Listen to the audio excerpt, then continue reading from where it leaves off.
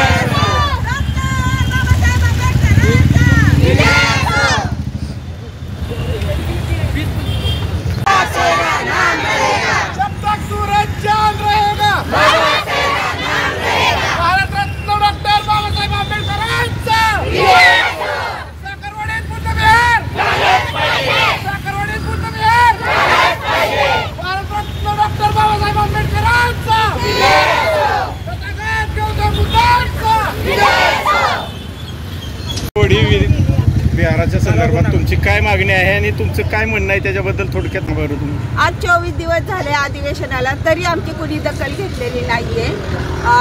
आम्हाला साखरवाडीत हा बुद्ध विहार पाहिजे। आम्ही काय कुणाला भीक मागत नाही, आमचा हक्क आम्हाला मागतोय।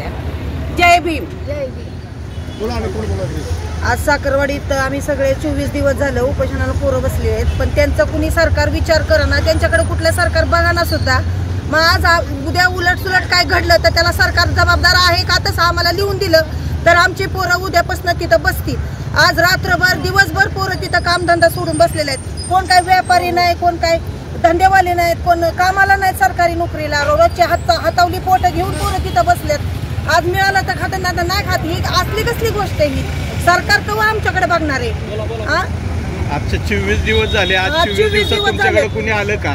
आलं नाही, कोणीच आलं नाही आमच्याकडे आजपर्यंत। मुलांकडे कुणी सुद्धा बघितलं नाही की तुमच्या आम्ही मागणं पूर्ण करू किंवा काय, आम्हाला आश्वासन सुद्धा कुणी दिलं नाही की मतदान मागायच्या वेळेस कसे आमच्याकडे येतात।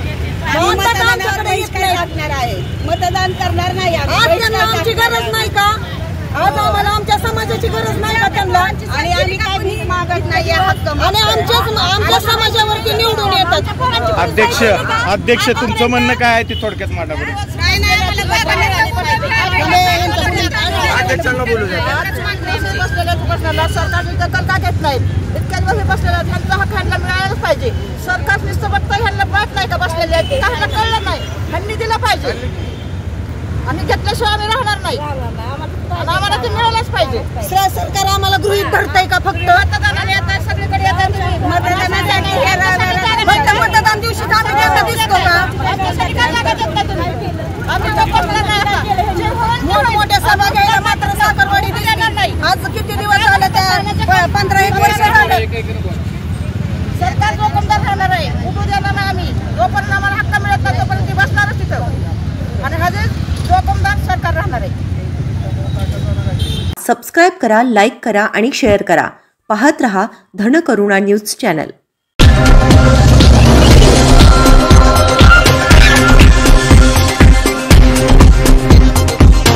धनकरुणा न्यूज, निर्भीड बातम्यांचं खुलं व्यासपीठ।